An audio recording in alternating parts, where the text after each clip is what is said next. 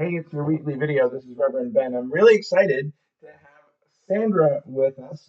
Thank you for doing the video with me, Sandra. I'm equally excited. Thank you so much. As usual, I want to start by inviting us all to take 3 deep breaths together.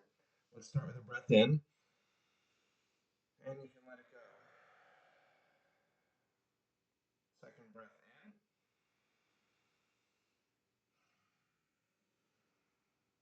and a third breath in,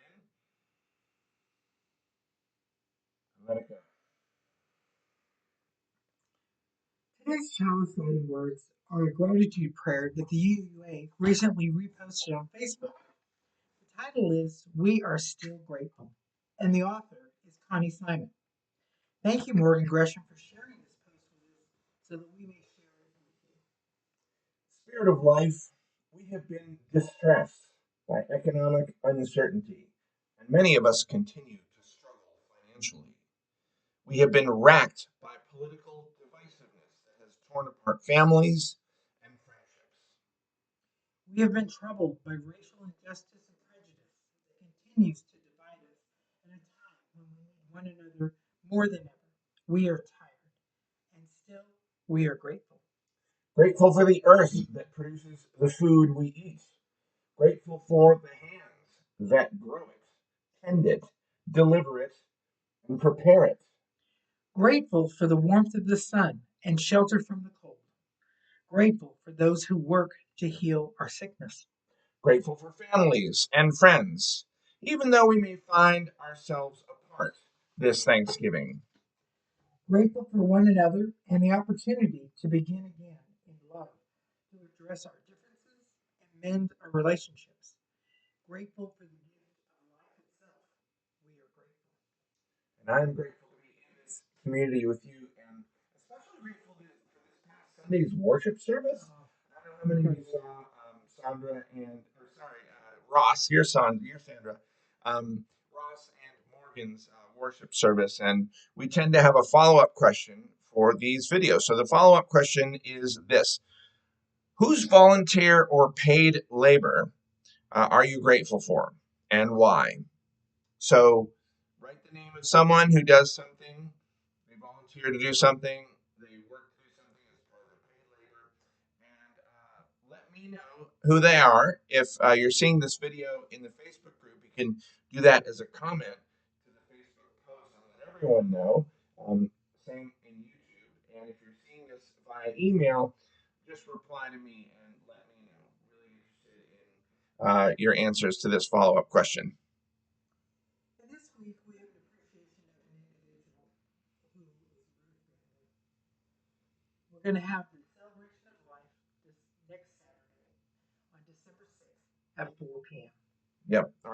Each week we appreciate somebody who has done something extraordinary towards our mission. And in the worship service, we appreciated Ruth a week and a half ago, and she has done so much for our community in terms of volunteering for religious education, helping with the care team, and things like that. As we record this, it's the day before Thanksgiving. So hopefully this video will get out to you by Thanksgiving, and hopefully I'll see many of you at the Thanksgiving potluck at UU St. Pete. It begins at 4 p.m. If you have a dish to bring and set up, please bring that by 3:30 p.m. So many folks have been working on this, and we're thankful to everyone, but especially to Claudia Sunman and William Cowan, who, like in years past, are really putting it all together. Thank you both. And notice the office is going to be closed Thursday and Friday, but me and Ben will be there Friday from 11 to 2. So you can come see us then. I'm not sure the meditation group is meeting on Friday, but it does usually meet Fridays. It's now at a new time of 11:30 a.m. It'll be in the Gilmore Library. It's not in Gilmore or Conway South anymore. And you contact Beth Wall for more information. Enter via the Arlington Gate on Arlington Avenue, which will be unlocked, and then knock on the office door and we'll let you in. This Friday, like every Friday, we will be serving the Sunset Supper. You can contact Jeanette Gushay Downs or Jimmy Gilmore if you can volunteer. And that brings us to Sunday. There will be the discussion group, the open discussion group in the Gilmore Library at 9:30. You can talk to Bob Klingman if you have more questions about that. And our worship service this Sunday is Thanksgiving, Beyond Colonizer Perspectives.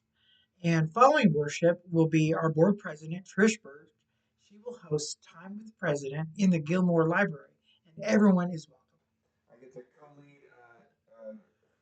worship with Sandra, and I'm really excited for that. My part is going to be entitled, and Ben gave me this title, Beyond Pocahontas, and I'm really looking forward to sharing that with you. I can't wait. Then after the service, you can visit the fellowship desk it says Conway Hall, but I think it's Gilmore Hall during the coffee hour, and that's where you find out everything that's happening in the church. We just concluded a new member class. We're going to have another one in January. There are many mingles coming up, and so much more going on at your church.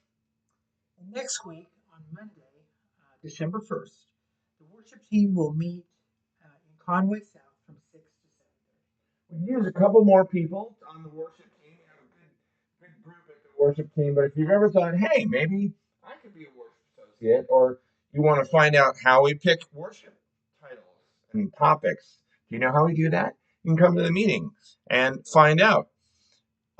Next Saturday, December 9th, Michael Rowe is going to be hosting. Is it really the 9th? He'll be hosting a mingle. It is the 6th. Okay, it's upside down. Next Saturday is December 6th, and Michael Rowe is going to be hosting a mingle, speaking of mingles, in Lakeland from 10 a.m.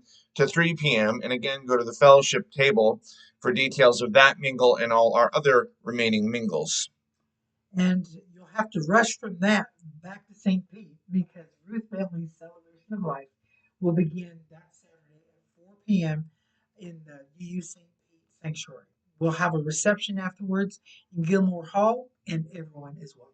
Yeah, John and Bill Motter were kind enough to time the celebration of life so that it wouldn't interfere with Michael Rowe's mingle. But I hope all of you come to that. Ruth's passing, I think, has left a big hole in many of our hearts, and we can start to come together to share our sorrow and look towards the future.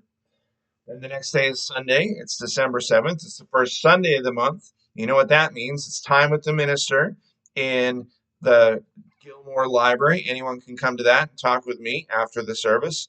And then it's the LGBTQIA plus brunch. That will meet at the Three Birds Tavern at 12:15 p.m. And allies are welcome to that brunch. Also that Sunday, we are going to be saying goodbye to two of our beloved members.